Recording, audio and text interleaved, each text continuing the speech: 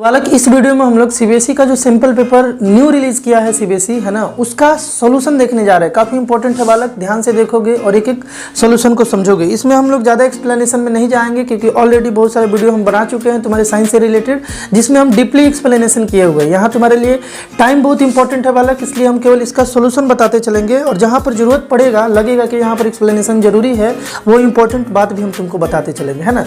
चलो question number 1 देखते हैं। क्वेश्चन नंबर 1 में बालक यहाँ तुम्हें स्क्रीन पर दिख रहा होगा। क्वेश्चन नंबर 1 में दे रखा है कि some reaction require conditions like specific temperature and pressure etc.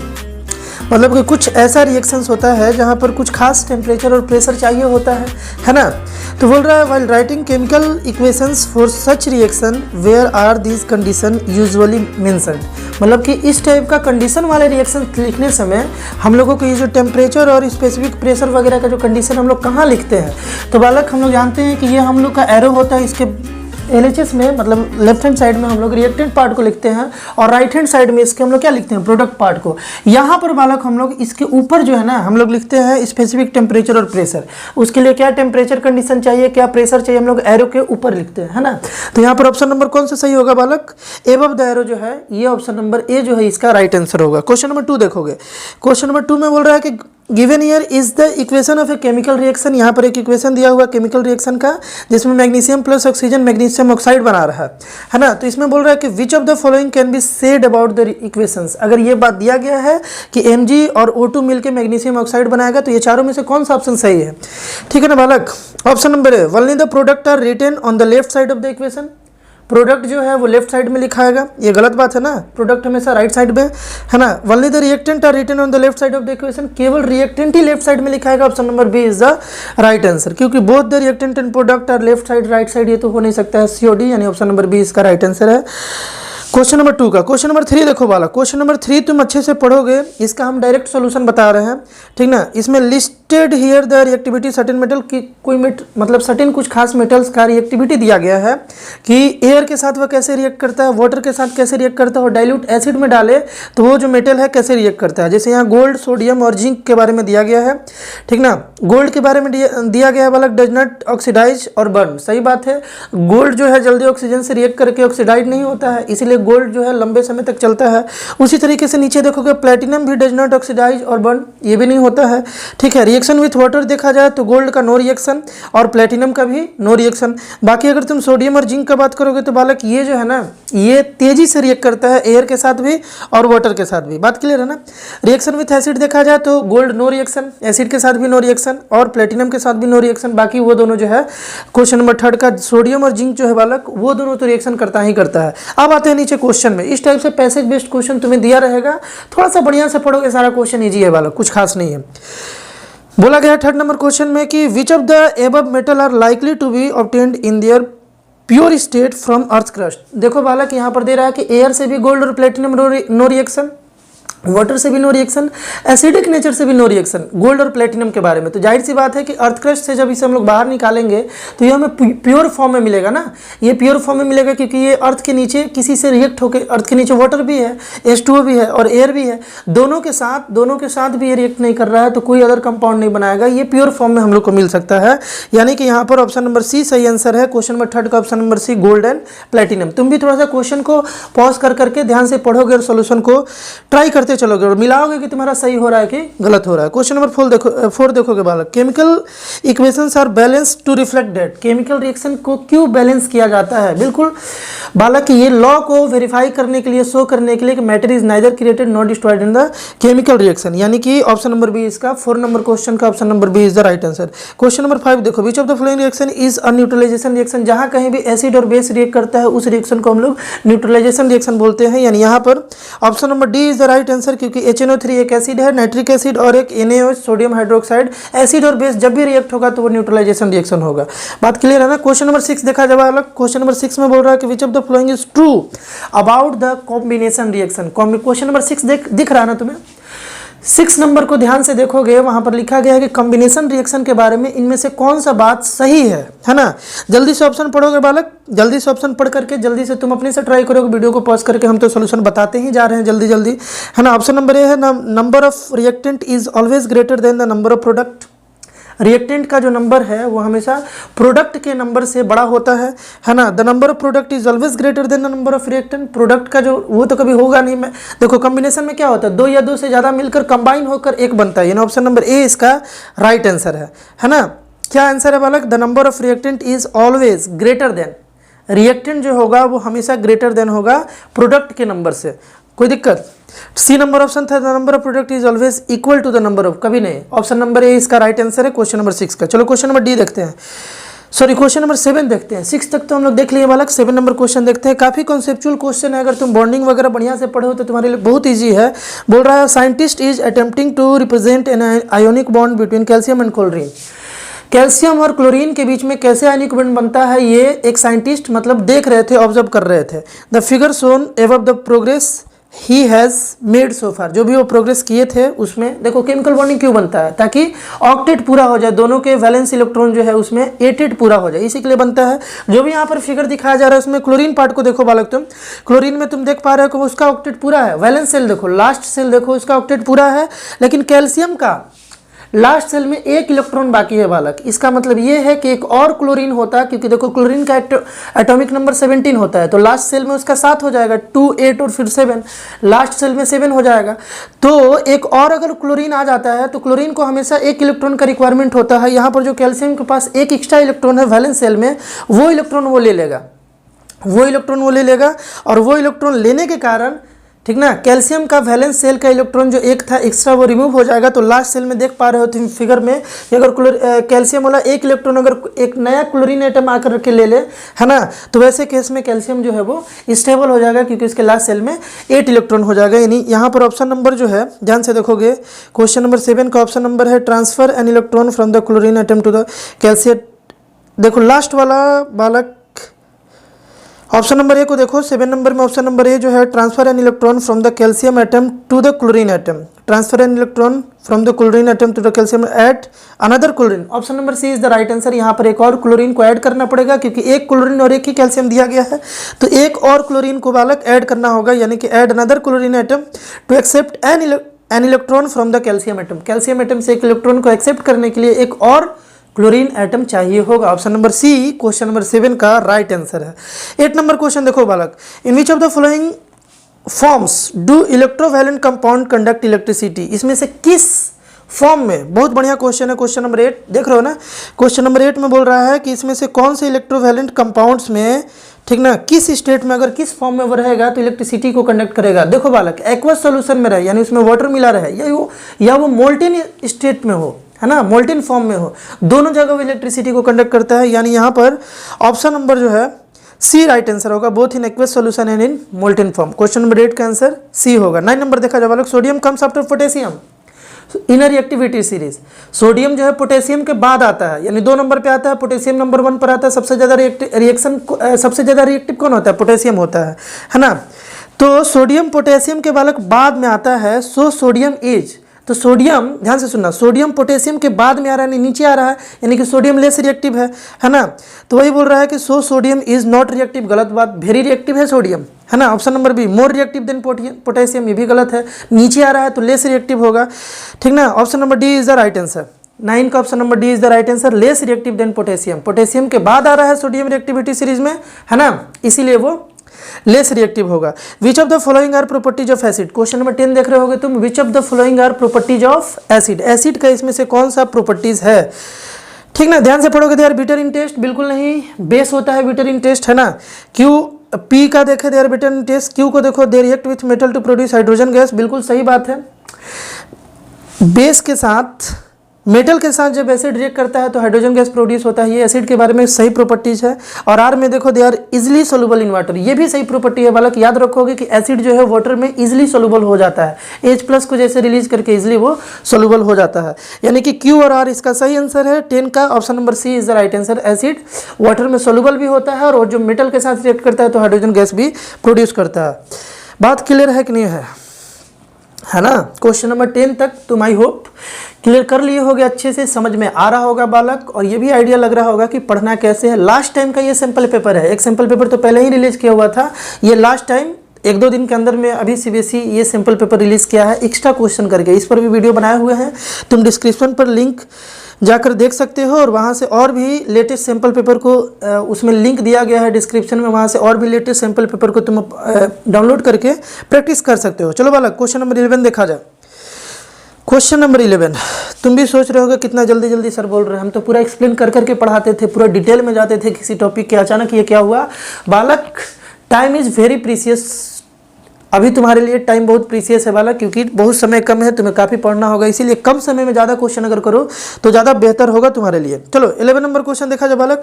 Organism break down large food molecule to small molecule, ठीक ना। लार्ज फूड मॉलिक्यूल को छोटे छोटे मॉलिक्यूल में हम लोग ब्रेक कर देते हैं, है ना, फूड का। How does this break down helps the organism, ये जो ब्रेक डाउन है वो ऑर्गेनिज्म को कैसे हेल्प करेगा, कैसे हेल्प करेगा बालक, डायरेक्ट बता रहे हैं इसका। ऑप्शन नंबर सी इसका राइट आंसर होगा। It converts the large molecule to small molecule that can pass through the cell membrane.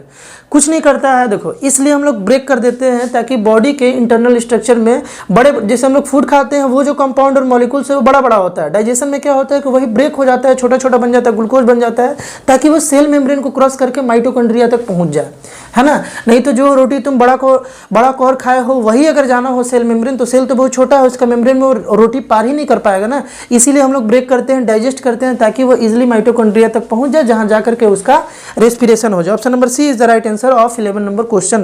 Question number 12 देखते हैं बालक।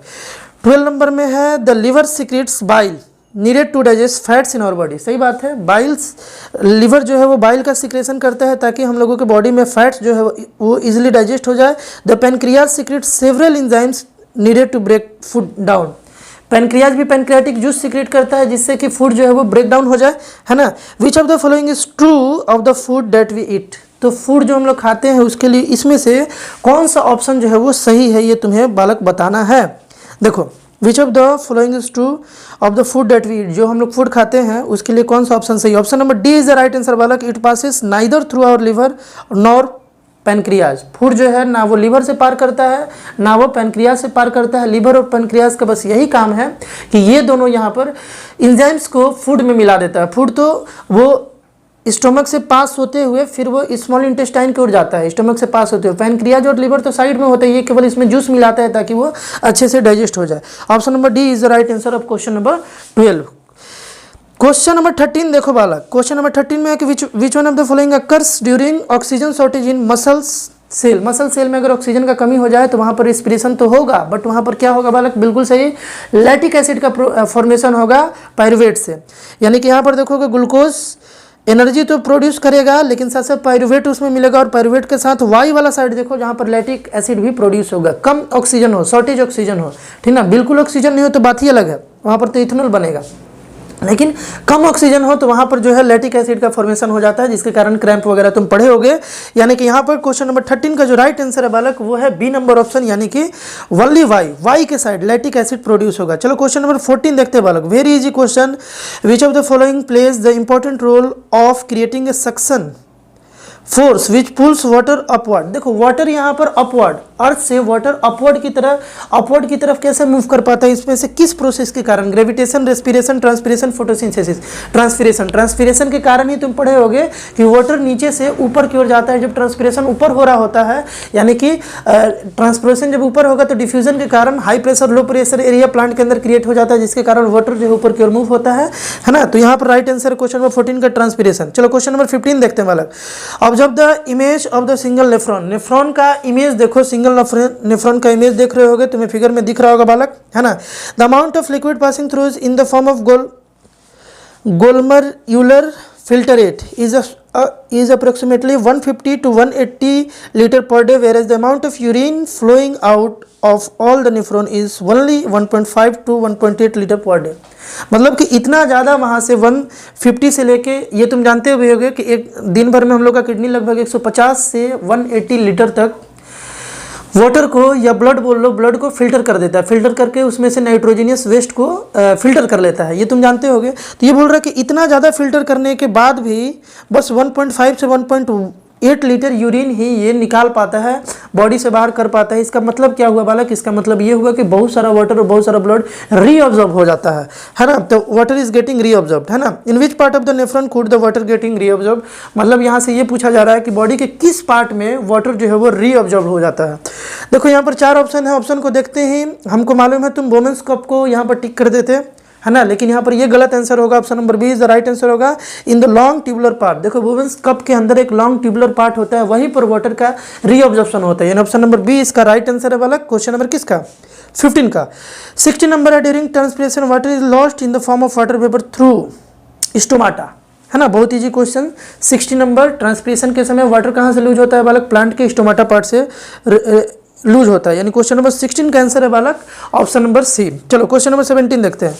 विच of the following characteristics of a spherical mirror is given by the ratio of the size of the image to the size of m1 by, देखो image का size (8:h), ये क्या होता है बालक? m होता है, तुम पढ़े होगे मैग्निफिकेशन, ठीक ना। क्वेश्चन नंबर 17 का राइट आंसर है मैग्निफिकेशन। चलो इन द फॉलोइंग डायग्राम, ये जो डायग्राम तुमको नीचे में दिखा रखा है, बहुत बढ़िया क्वेश्चन और बहुत इजी भी क्वेश्चन है बालक। बोल रहा है कि 18 नंबर क्वेश्चन में लाइट रे अगर इस साइड इस तरीके से इंसिडेंट होगा तो वो कहाँ से पास करेगा, किस पॉइंट से वो पास करेगा? क्वेश्चन नंबर 18 में यही बोल रहा है। देखो क्वेश्चन नंबर बालक 18 में यही बोल रहा है। ऐसे सेम क्वेश्चन बालक 8 क्लास को ऑफलाइन क्लास में ओलंपियाड के लिए प्रिपरेशन कराया जा रहा था, वहाँ सेम क्वेश्चन हम कल ही कराए हैं। यहाँ पर ये जो है जेड है, इस तरीके से कैंडल है यहाँ पर, और कैंडल का ऐसे जा रहा है, ठीक ना, पैरेलल जा रहा है, तो जाहिर सी बात है। और यहाँ पर एक पॉइंट है बालक, और भी बहुत सारा इसमें पॉइंट दिया गया है, और बोल रहा है कि ये लाइट रे ऐसे अगर इंसिडेंट कर रहा है तो ये कहाँ से पार करेगा? बिल्कुल बालक ये एक से ही पार करेगा ना, क्योंकि ये तो मिरर है ना बालक, ये जो है कन्वेक्स मिरर है, और कन्वेक्स मिरर को तो लाइट रे पार तो कर नहीं सकता, रिफ्लेक्ट ही होगा, और रिफ्लेक्ट इधर होगा, तुम जानते हो, है ना। ये एक पॉइंट से पार करेगा, यानी option number C is the right answer है। क्वेश्चन नंबर 18 का option number C right answer है। चलो 19 नंबर बालक देखते हैं। As the ray light entered, बहुत इंपॉर्टेंट क्वेश्चन, ये रिवाइज करा देगा तुम्हारा, ध्यान से देखोगे 19 को। हम तो बोलेंगे वीडियो को पॉज करके तुम 19 को पहले खुद ट्राई कर लो, थोड़ा सा कॉम्पिटेंसी बेस्ड है, थोड़ा सा देखना चाहता है कि तुम कॉन्सेप्ट अच्छे से क्लियर किए हो कि नहीं किए हो। As a ray of light entered P from medium Q, देखो एक मीडियम कोई Q है और Q से वो P मीडियम में इंटर कर रहा है, Q से P में, जैसे लाइट रे ऐसे फिर इंटर कर रहा है ऐसे P से Q में, है ना, फ्रॉम मीडियम Q से, देखो Q से P में वो इंटर कर रहा है। इट्स वेलोसिटी इंक्रीज, देखो यहाँ से जब इधर आ रहा है ना तो इसका वेलोसिटी इंक्रीज कर जा रहा है, मतलब Q से जब P में आ रहा है तो उसका लाइट रे का वेलोसिटी पहले के कंपेयर में बढ़ जा रहा है। बात क्लियर है ना। बोल रहा है कि what can be said about the refractive index of P as compare to that of the Q के कंपेयर में P का रिफ्रैक्टिव इंडेक्स को बालक तुम क्या बोलोगे, है ना, क्या बोलोगे? थोड़ा सा दिमाग लगाओ बालक, थोड़ा सा दिमाग लगाओ। देखो यहाँ पर P में स्पीड इंक्रीज कर जा रहा है, इसका मतलब यहाँ पर थोड़ा सा रेयरर होगा ना, रेयरर होगा तभी तो इसमें स्पीड इंक्रीज कर रहा है। बात क्लियर है ना। और जो मीडियम रेयरर है उसका रिफ्रैक्टिव इंडेक्स बालक कम होता है, यानी कि यहाँ पर option number A is the right answer. Question number 19 का option number A right answer. It is a lower, है ना, it is lower, A number option होगा 19 नंबर का, कोई दिक्कत नहीं है। चलो 20 नंबर देखते हैं बालक। 20 नंबर क्वेश्चन भी बहुत ही ईजी है, देखोगे और दिमाग लगाओगे। In the diagram shown below a beam of light is travelling from inside a glass slab. देखो ग्लास स्लैब है ऐसे बालक, ग्लास स्लैब है, यहाँ से एक बीम ऑफ लाइट ऐसे ट्रैवल कर रहा है ना, और ये एयर के साइड जा रहा है, एयर के साइड, इस तरीके से 3 डायरेक्शन इसका दिया गया है, ठीक ना, 3 डायरेक्शन दिया गया है। बोल रहा है which of the marked path will the ray of light takes as it emerge from the glass slab. Glass slab से जब वो लाइट रे इमर्ज होगा तो इसमें से कौन सा पाथ वो फॉलो करेगा? देखोगे ध्यान से, ऐसे तो जाएगा नहीं बालक, नहीं जा सकता है, बेंड तो जरूर करेगा, क्योंकि वो ग्लास स्लैब से एयर में जा रहा है ना, तो टुवर्ड्स जो नॉर्मल बेंड करेगा ना। देखो ये नॉर्मल हुआ तो नॉर्मल के टुवर्ड्स बेंड करेगा, टुवर्ड्स या अवे। डेंसर से रेयर है, ध्यान से देखोगे, डेंसर है यहाँ पर ग्लास स्लैब, रेयरर है एयर, है ना, तो डेंसर से रेयरर में जाएगा तो ये नॉर्मल हुआ, ये तो नॉर्मल हुआ, तो इधर जाएगा ना, अवे जाएगा, नॉर्मल से बालक अवे जाएगा। और ये जो लाइन ये तो सीधे चल गया, ये तो हो नहीं सकता है, ना ये होगा ना ये होगा, ये तो नॉर्मल है, और ये नॉर्मल से कहाँ जाना चाहिए? अवे जाना चाहिए, यानी कि इसका राइट आंसर होगा आर होगा, है ना। 20 का option number C is the right answer. इसको भी ट्राई कर लोगे, अच्छा है, ये सब थोड़ा सा कॉन्सेप्ट जरूर बढ़िया से रिवाइज कर लोगे बालक। यहाँ से क्वेश्चन बन रहा है कि अगर रेयरर से डेंसर जाए, याद रखोगे, एक बार बता दे रहे हैं कि रेयरर से अगर डेंसर जाए तो वैसे केस में नॉर्मल के साइड बेंड करेगा टुवर्ड्स द नॉर्मल, अगर डेंसर से रेयरर जाए तो अवे फ्रॉम द नॉर्मल होगा। ठीक ना, ये भी याद रखोगे कि अगर डेंसर से रेयरर में जाता है तो स्पीड बढ़ जाएगा और रेयरर से जब डेंसर में आएगा तो स्पीड घट जाएगा। ठीक है, चलो क्वेश्चन नंबर 21, क्वेश्चन नंबर 20 भी ट्राई कर सकते हो। The image below deficit, image यहाँ पर तुमको शो कर रहा है लाइट बीइंग स्प्लिट बाय ए प्रिज्म इनटू डिफरेंट कलर। ये फिगर तुमको बता रहा है कि लाइट जब आता है तो वो प्रिज्म से डिफरेंट कलर में टूट जाता है। तो बोल रहा है this was the first observe by Isaac Newton, ये सबसे पहली बार आइजैक न्यूटन बताए थे। What would this observation help us to understand, ये ऑब्जर्वेशन हम लोगों को क्या अंडरस्टैंड करने में हेल्प कर रहा है। ठीक ना, option number C is right answer. तुम पढ़े होगे कि प्रिज्म से जब लाइट रे जाता है तो वो 7 कलर में ब्रेक हो जाता है, सबसे ऊपर रेड और नीचे में वायलेट, और ये हम लोगों को बताता है रेनबो का फॉर्मेशन के बारे में। यानी option number C right answer है the cause of rainbow. Rainbow का ये कारण है, स्प्लिटिंग जो है लाइट रे का 7 कलर में स्प्लिट होना, ये रेनबो बनने का कारण है। चलो बालक 21 नंबर हो गया। 22 नंबर देखते हैं। Object was placed at the center of a curvature of a concave lens, concave lens, ठीक ना, यहां देखोगे बालक, इधर देखोगे तुम, ये कॉन्केव लेंस है, लेंस बोला है ना बालक, लेंस बोला है, तुम लोग ऐसे बनाएंगे, ये कॉन्केव लेंस है ना। बोल रहा है कि an object was placed at the centre of curvature of a concave lens, concave lens के सेंटर ऑफ कर्वेचर के पास यहाँ पर कोई किसी ऑब्जेक्ट को सपोज रखा गया है। The image formed by the lens would be, इसका जो इमेज बनेगा बालक वो कैसा बनेगा, तुम्हें क्वेश्चन दिख रहा होगा बालक, है ना, इसका इमेज जो है वो कैसा बनेगा बताओगे, चारों ऑप्शन को पढ़ करके बताओगे। वर्चुअल इरेक्ट और स्मॉलर देन द ऑब्जेक्ट बनेगा बालक। वर्चुअल इरेक्ट और स्मॉलर देन द ऑब्जेक्ट इसलिए बनेगा क्योंकि तुम पढ़े हो कि यहाँ जब लाइट रे जाएगा तो ये अवे जाएगा, ठीक ना, कॉन्केव में अवे जाएगा, थिकर के साइड ये जाता है, ठीक ना, तो ये कहीं इधर बन रहा होगा। एक्चुअल इंटरसेक्शन ऑफ लाइट रे के कारण नहीं बनेगा, डेट्स वाई ये वर्चुअल बनेगा। ऊपर बनेगा तो इरेक्ट बनेगा और पहले से बालक छोटा बनेगा, है ना। तो ऑप्शन नंबर इसका 22 नंबर का बालक option number B is the right answer, है ना। 22 नंबर का बालक option number B right answer, virtual erect and smaller than the object. चलो 23 देखते हैं। The sun appears red during sunset because, sunset के समय सन रेड क्यों दिखता है। बहुत ईजी क्वेश्चन है, तुम जानते हो ना कि ब्लू लाइट जो है कम, ध्यान से समझोगे, कम वेवलेंथ वाला ज़्यादा टकरा करके ज़्यादा दूर से आता है। सुबह और शाम जो सनलाइट जो है वो ज़्यादा दूर से आता है, जिसके कारण ब्लूइश जो लाइट है, कम वेवलेंथ वाला जो लाइट है वो स्कैटर कर जाता है, उधर ही रह जाता है। बात क्लियर है ना। तो यहाँ पर तुम्हें क्वेश्चन नंबर कितना था बालक, 23 तुम्हें दिख रहा होगा। 23 का ऑप्शन नंबर जो है बालक, अगर तुम ट्राई करो अपने से, ऑप्शन नंबर सी इसका राइट आंसर होगा। Most of the blue light is scattered away by the atmospheric particle near the horizon. ज़्यादातर ब्लू लाइट जो है वो स्कैटर कर जाता है, तो हम लोग के पास रेडिश लाइट ही केवल पहुंचता है, जिसके कारण रेड दिखता है। बात क्लियर है ना। चलो क्वेश्चन नंबर 24 देखा जाए। The path of light rays passing through a glass prism is best represented by, glass prism से बेस्ट रिप्रेजेंट, इसमें देखो 24 में देखो, चारों फिगर को देखो ध्यान से बालक, चारों फिगर में देख रहे हो कि ऑप्शन नंबर ए जो है उसमें, ऑप्शन नंबर ए यानी कि जो पी फिगर है, पी फिगर ध्यान से देखोगे, इसमें देख रहे हो कि वाइट जब ब्रेक हो रहा है तो ऊपर में रेड और नीचे में वायलेट। अगर प्रिज्म से देखो, अगर प्रिज्म से एक वाइट लाइट को पार कराओगे बालक तो ये रिफ्रेक्ट होकर सबसे ऊपर रेड वाला लाइट रहता है, कम डेविएशन होता है क्योंकि इसका वेवलेंथ ज़्यादा, और सबसे ज़्यादा वायलेट होता है क्योंकि इसका वेवलेंथ सबसे कम होता है। बात क्लियर है ना। सबसे ज़्यादा किसका, सबसे ज़्यादा वेवलेंथ रेड कलर का, इसीलिए कम डिवेट करेगा और ये ज़्यादा डिवेट कर जाएगा वायलेट, यानी पी इसका सही डिफिशिएशन कर रहा है बालक। Option number A is the right answer, only P. चलो देखते हैं बालक क्वेश्चन नंबर 25 देखते हैं बालक। इसमें बैलेंसिंग द इक्वेशन से क्वेश्चन है, चारों में से चेक कर लोगे जल्दी जल्दी कि कौन सा ऐसा बात रखा जाए कि ये चारों ऑप्शन में से जिस पर ये LHS और RHS में नंबर ऑफ एलिमेंट बराबर हो जाए। बात क्लियर है ना। आई होप यहाँ पर देखो एसएन को देखो बालक, कैसे हम ट्रिक बता रहे हैं तुमको। एसएन के पास अगर 1 रख दे और राइट हैंड साइड प्रोडक्ट में भी एसएन के पास 1 रख दे, यानी W और Y को 1 1 रख दे, क्योंकि एसएन एक एक हो जाएगा दोनों साइड, तो ये काम हो जाएगा बालक। ऑप्शन नंबर सी इसका राइट आंसर लग रहा है बालक। 25 का option number C is the right answer. इसको चेक कर लोगे, जल्दी जल्दी कैलकुलेट कर लोगे, दोनों साइड सेम एलिमेंट होना चाहिए। इजी क्वेश्चन था ये बालक। चलो क्वेश्चन नंबर 26 देखते हैं। Solution of N acid with pH, बढ़िया क्वेश्चन आ गया, थोड़ा सा इसे ध्यान से समझ लोगे। यहाँ पर बोल रहा है कि एक एसिडिक सोल्यूशन है जिसका pH 5.1 दिया हुआ है। Which of the following can be done to increase its pH। इसमें से हम लोग क्या कर सकते हैं कि इसका pH जो है बालक वो बढ़ जाए। है ना। हम लोगों के पास 5.1 pH का एक सोल्यूशन एसिड दिया गया है, इसमें से क्या किया जाए। पहला, add distill water to it. Distill water अगर ऐड करोगे तो जाहिर सी बात है उसका pH थोड़ा सा बढ़ेगा, क्योंकि वो न्यूट्रल टाइप में होता है, तो थोड़ा सा मिलाओगे तो उसका pH बढ़ेगा ही बढ़ेगा। 5.1 है, तो जाहिर सी बात है कुछ ना कुछ तो इंक्रीज करेगा अगर थोड़ा सा उसमें पानी डालोगे तो।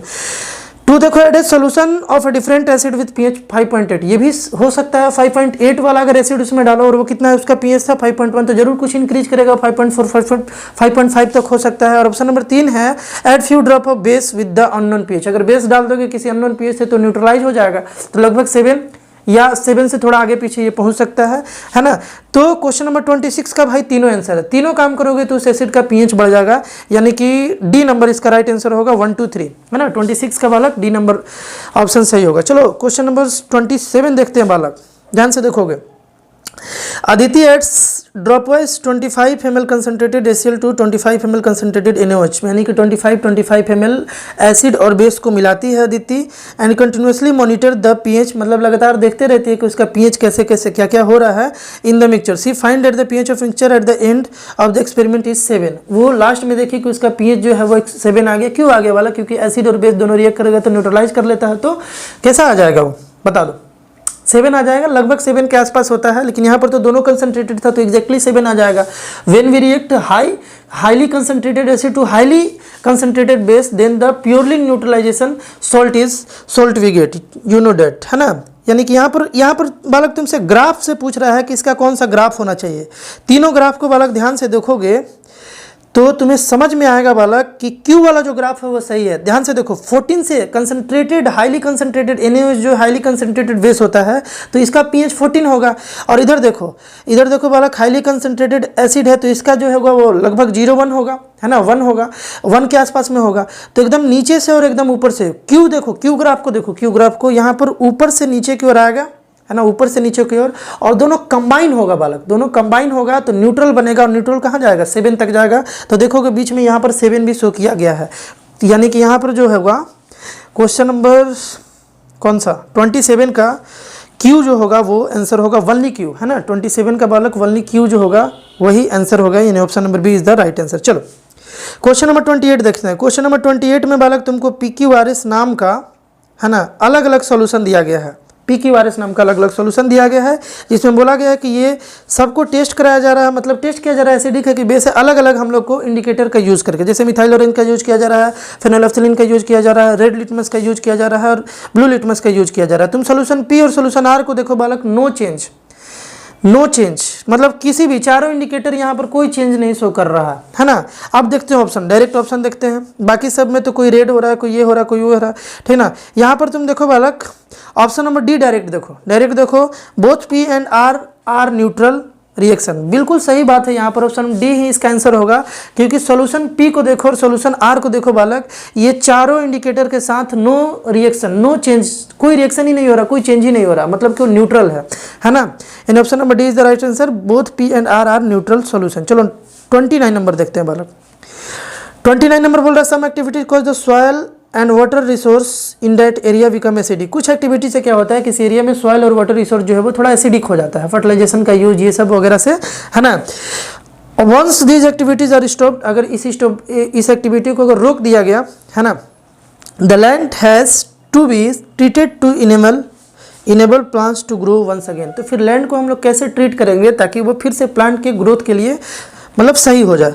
विच of the following should be added to the, मतलब उसमें हम लोग क्या ऐड करेंगे, है ना, सॉइल में वाटर में हम लोग क्या ऐड करेंगे, मतलब वो एसिडिक हो चुका है तो जाहिर सी बात है बेस ऐड करोगे। तो इसमें से देखोगे कि बेस कौन सा है बालक, देखो calcium oxide which is a basic, option number B is the right answer. Calcium oxide यहाँ पर बेसिक है तो बेसिक ही तुम ऐड करो। यहाँ पर जल्दी जल्दी बताने का पर्पस बस बालक यही है कि तुम्हारा टाइम बच जाए, तुम ज़्यादा से ज़्यादा प्रिपरेशन पर ध्यान दे सको, है ना। एक्सप्लेनेशन का टाइम गया, एक्सप्लेनेशन तुम बहुत कर करके पढ़ाए हुए हैं, लेकिन बालक जब तुम स्कूल में क्वेश्चन को सॉल्व कर रहे होगे यानी एग्जामिनेशन के टाइम में, उस समय में तुम बालक बहुत ध्यान से देखोगे चारों ऑप्शन को। अगर ऑप्शन नंबर ए सही मिल गया तो 2, 3, 4 को देखोगे जरूर। कभी कभी क्या होता है कि पहला ऑप्शन सही होता है और भी ऑप्शन सही होता है, तो हम लोग ध्यान नहीं देते हैं और गलती से टिक करके आ जाते हैं। तो इसलिए चारों ऑप्शन को पढ़ोगे और फास्ट पढ़ोगे, टाइम भी तुमको मैनेज करना है बालक वहाँ पर। चलो क्वेश्चन नंबर 30 देख लेते हैं, लास्ट क्वेश्चन बालक, इस वीडियो का लास्ट क्वेश्चन हम लोग देख लेते हैं। अगले वीडियो पार्ट में और 30 क्वेश्चन इसी सैम्पल पेपर का हम करा देंगे, वो भी बड़ा जल्दी आ जाएगा बालक, है ना। देखो यहाँ पर क्वेश्चन नंबर 30 जो है, 30 क्वेश्चन जो है, shown below is a container that is used in the transportation of goods over long distance। ये जो कंटेनर है, ये जो वाला कंटेनर है, ये तुमको फिगर में जो दिखा रहा है, ये कंटेनर किसी सामान को दूर ले जाने के लिए, है ना, ये मतलब सेट किया गया है। This container are made up of steel. ये कंटेनर ज़्यादातर अंदर से या बाहर से भी लगभग स्टील का ही बना होता है अगर तुम देखोगे तो। Which property of steel is mainly use to make this container. ये इसलिए बालक क्योंकि मेलिएबल होता है। ऑप्शन नंबर यहाँ पर बी इसका राइट आंसर होगा। ये क्वेश्चन पहले भी आता था, बड़ा इंपॉर्टेंट है। स्टील मेलिएबल होता है, इसीलिए इसको कंटेनर बनाया जाता है किसी सामान को दूर ले जाने के लिए, है ना, क्योंकि मेलिएबल रहेगा तो उसमें अगर इंटरनल अगर लिक्विड भी ले जा रहे हो, प्रेशर पड़ेगा तो वो एडजस्ट कर सकता है, दूसरा ब्रेक हो जाएगा। यानी 30 नंबर का option number B is the right answer. बालक आई होप ये वीडियो तुम्हारे लिए काफ़ी बेनिफिशियल होगा। नेक्स्ट जो 30 क्वेश्चन है उसका भी वीडियो बहुत जल्द आएगा, है ना। दोनों वीडियो शूट हो चुका है, बस एडिट हो रहा है। ये वीडियो अभी शूट हुआ, वो वीडियो हम पहले ही शूट कर लिए हैं। 31 से लेकर के 60 तक वो वीडियो पहले ही शूट हो गया है। 1 से लेकर जो 30 का वीडियो है बालक, ये अभी अपलोड हो रहा है। थोड़ी देर बाद इसे तब तक पढ़ो, कुछ समय बाद वो भी अपलोड हो जाएगा। जरूर इस सैम्पल पेपर को अच्छे से पढ़ोगे बालक। मैथ्स का भी हम अपलोड कर देंगे, जो सीबीएसई नया वाला सिंपल पेपर लाया है। जो भी सिंपल पेपर है उसको जरूर एक बार बढ़िया से पढ़ोगे। पढ़ने से क्या होता है, क्वेश्चन उससे डायरेक्ट आए ना आए अलग बात है, उसी टाइप का कहीं ना कहीं जरूर आ रहा होता है और तुम्हें आइडिया लग रहा होता है कि मेरा वीक पॉइंट कहाँ है, कहाँ पर वर्क करना है। जहाँ भी वीक पॉइंट है, अभी तो काफ़ी समय है। बहुत लोग बोल रहे हैं कि बस एक दिन का गैप है। एक दिन बहुत गैप है यार, है ना, एक दिन बहुत गैप है। जो भी तुम्हारा वीक पॉइंट है उसको जा करके थोड़ा अच्छे से पढ़ लो, बाकी तो तुम्हें सिंपल पेपर ही करना है। तो बालक हम लोग मिलते हैं नेक्स्ट वीडियो में। बाय।